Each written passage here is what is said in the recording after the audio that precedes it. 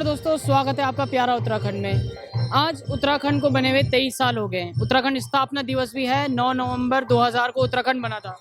हमारे साथ कुछ राज्य आंदोलनकारी हैं जिनसे बात करते हैं। सर, उत्तराखंड को बने हुए 23 साल हो गए हैं, तो ये 23 साल की जर्नी आप किस तरह से देखते हैं? देखिए, मैं सर्वप्रथम तो प्यारा उत्तराखंड के माध्यम से उत्तराखंड की जनता को राज्य स्थापना दिवस की हार्दिक बधाई एवं शुभकामनाएं देता हूं और अपने 42 शहीदों को नमन करता हूं जिनके त्याग बलिदान से राज्य का निर्माण हुआ। जहां तक 23 साल की जर्नी है, कुछ अच्छे काम भी हुए हैं, लेकिन वो जो मूल अवधारणा हमारे राज्य की थी, जिसके लिए हमने कहा था कि हमारा राज्य होगा तो हम खुद ही तय करेंगे अब कि क्या गलत है क्या सही, कि हमारी आरक्षण नीति क्या होगी, हमारी मूल निवास नीति क्या होगी, हमारी भू कानून नीति क्या होगी, हमारे पर्यटन नीति क्या होगी, हमारी ऊर्जा नीति क्या होगी, हमारी खेल नीति क्या होगी, पलायन कैसे रुकेगा, पहाड़ों में किस तरह के उद्योग हम लगाएंगे कि जिससे हो सके, हमारी जो डैम बनते हैं छोटे छोटे, हम उनको कैसे अपने ऊर्जा का उत्पादन करेंगे जिससे कि हम अपना खर्चा निकाल पाएँ और अपने पर्यटन। लेकिन उस मामले में अभी देखना बहुत सारी कुछ किया गया, लेकिन उतना अभी नहीं हो पाया, क्योंकि हर आदमी यही कहता है कि जिस सपने के हमने राज्य लड़ा वो अभी तक हमें नहीं मिला। तो ये हमें सोचना पड़ेगा, हमारे कर्णधारों को सोचना पड़ेगा कि हमारा मूल निवास क्यों राज्य बनते ही खत्म हो गया, जबकि हमारे साथ बना हुआ झारखंड 1950 के बजाय 1932 की कट ऑफ डेट में है। अन्य राज्य जो यूपी हमारा मूल राज्य था, जहां हम 2000 से पहले तक मूल निवासी थे, हम राज्य बनते ही स्थायी निवासी कैसे हो गए। हमारा भू कानून जो नॉर्थ ईस्ट पूरा हिमालय बेल्ट है, हमारे हिमालय राज्य, हम उत्तराखंड को हिमालय राज्य कहते हैं। वहाँ पर धारा 371 ए बी सी डी कई तरह के उन्होंने अपने राज्य के अपने ज़मीनों को बचाने के लिए कानून बनाए। यहाँ तक कि मोदी जी के गुजरात में भी कच्छ के क्षेत्र में धारा 371 है, जम्मू कश्मीर में, हिमाचल में। तो हमारे सब क्यों ख़त्म कर दिया, खुला खेत फर्रुखाबादी क्यों कर दिया गया? ये हमारे अधिकारियों के कहने पे हमारे नेता क्यों चल पड़ते हैं? हमारे अधिकारी जैसा पढ़ाते हैं और हमारे नेता वैसे माने, वो क्यों नहीं एक पक्षी परमार बनते हैं कि नहीं भैया, हमें अपने प्रदेश के हिसाब से अपनी भू कानून, मूल निवास, चाहे आंदोलनकारियों का आरक्षण हो, चाहे महिलाओं का आरक्षण हो, कैसे ओबीसी बनाना, ये सब हम खुद तय करेंगे। आंदोलनकारियों को आरक्षण लटकवा दिया, बताओ। महिला आरक्षण अगर सुप्रीम कोर्ट स्टे न देता वो भी लटकवा दिया था। कोई भी आके हमारे कोर्ट चला जाता है, स्टे ले आता है, जबकि हरियाणा का जो 75% का कानून उन्होंने अपने स्थानीय लोगों के लिए बनाया, वहाँ के हाई कोर्ट ने स्टे दिया, सुप्रीम कोर्ट ने उसको स्टे को खारिज कर दिया और बहाल कर दिया कि नहीं, स्टेट है, ये बना सकते हैं अपने अपने लोगों का स्थान। हर प्रदेश में, महाराष्ट्र में चले जाओ वहाँ 80% है, मध्य प्रदेश में चले जाओ, पंजाब में ये नीति है कि जो 10वीं तक वहाँ से पंजाबी में नहीं पढ़ा होगा उसको नौकरी नहीं मिलेगी। हिमाचल का 18 है और पता नहीं क्या क्या उन्होंने कानून बना रखे हैं वहाँ के अपने लोगों को, अपने अधिकारों को सुरक्षित करने के लिए। तो यहाँ पर क्या हो जाता है? अच्छा, क्या कारण मानते हैं? जैसे 1994 से लेकर सन 2000 तक भी आंदोलनकारी सड़कों पर थे, चाहे देहरादून की बात हो या दिल्ली की बात हो। अभी भी भू कानून हो गया, मूल निवास हो गया, इसको लेके बहुत से आंदोलनकारी अभी भी सड़कों पर धरना दे रहे हैं। कभी मुख्यमंत्री आवास का घेराव कर रहे हैं, कभी सचिवालय का घेराव।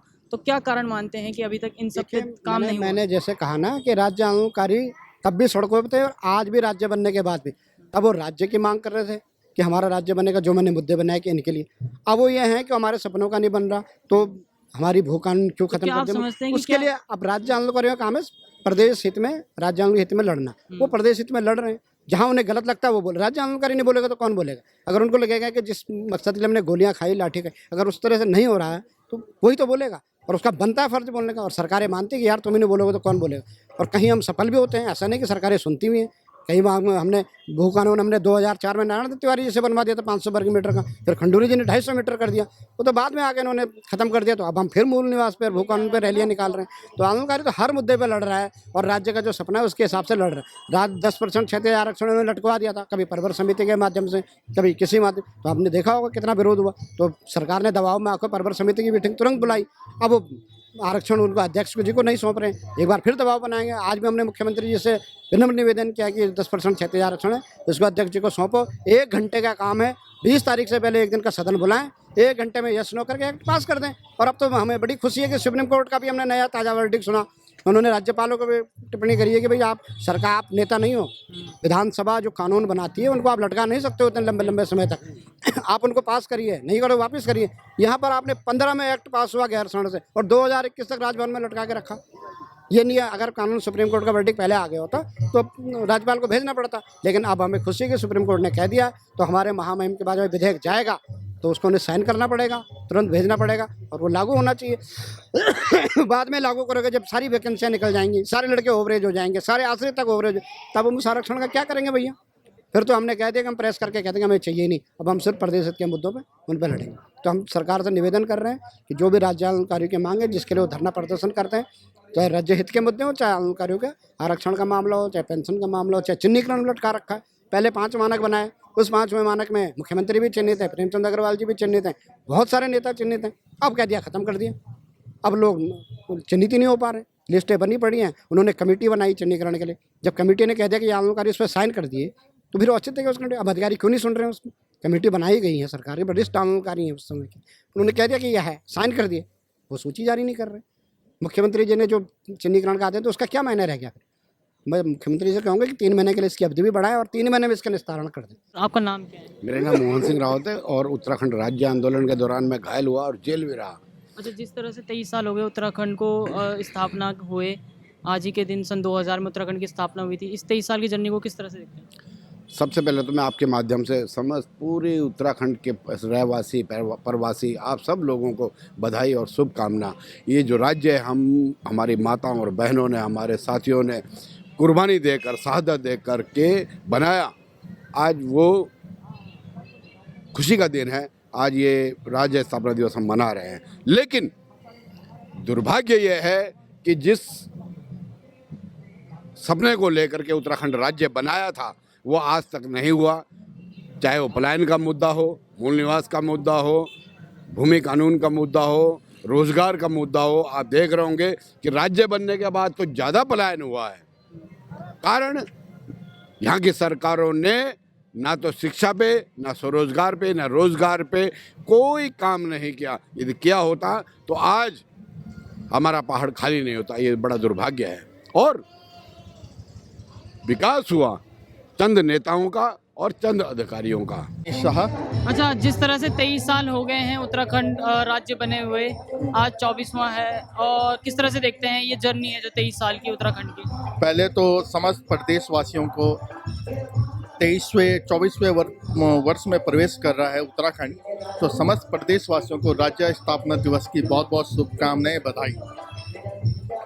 राज्यों को हम देख रहे हैं आज कि राज्य अभी भी हमारा प्रगति की ओर नहीं है, ये अग्रसर नहीं हुआ है। अभी राज्य हमारा बहुत पिछड़ा है और रोजगार की जो हमने कल्पनाएं की थी राज्य को बनाते समय, वो भी नहीं हो पाई है, क्योंकि अभी काफ़ी युवा हमारे बेरोजगार हैं।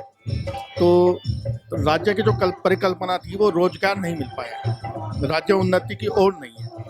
और 24वें वर्ष में प्रवेश कर रहा है राज्य उत्तराखंड, तो अभी तक वो नहीं मिला जो मिलना चाहिए था। जबकि 23 सालों में हमारा ये जो राज्य है, ये अपने यानी कि एक विकासशील राज्यों में होना चाहिए था। मेरा नाम मनोज कुमार है। अच्छा, ये तो 23 साल हो गए उत्तराखंड राज्य को बने हुए, किस तरह से आप ये जर्नी देखते हैं उत्तराखंड राज्य की? सबसे पहले तो मैं उत्तराखंड के अमर शहीदों को श्रद्धांजलि देता हूं और सभी प्रदेशवासियों को बधाई देता हूं राज्य के स्थापना दिवस पे। आज जो हमने जिस राज्य की कल्पना की थी, उस कल्पना से अभी भी राज्य दूर है, क्योंकि जो हमारी लड़ाई थी पहाड़ की थी, जंगल जमीन की लड़ाई थी, पलायन की लड़ाई थी और रोजगार की लड़ाई थी।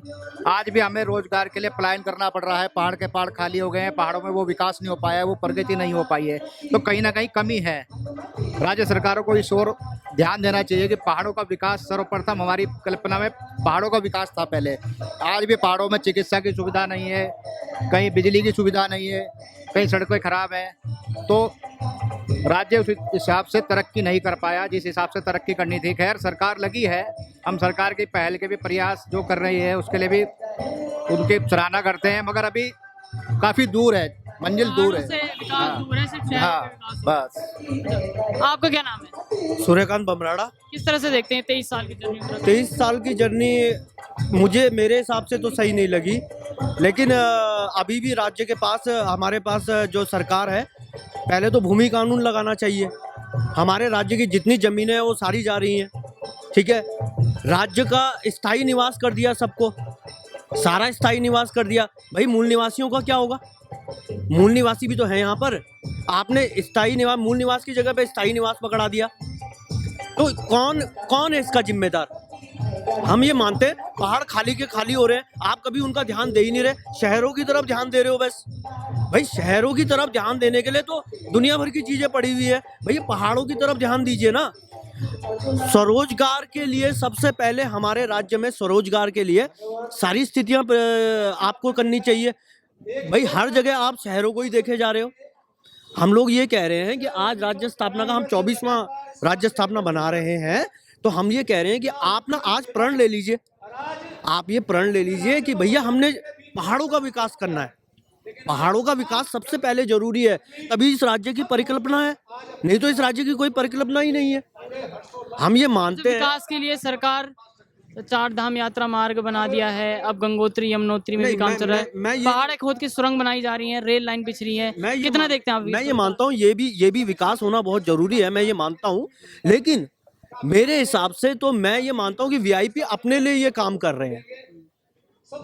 हम वहां पे पहुंच जाएं समय पर, हम वहां पे पहुंच जाएं समय पर और हमारे लिए रोडें बिल्कुल सही हो जाएं, तो भैया उनको कौन देखेगा जो गांव से नीचे की तरफ रोडें आ रही हैं?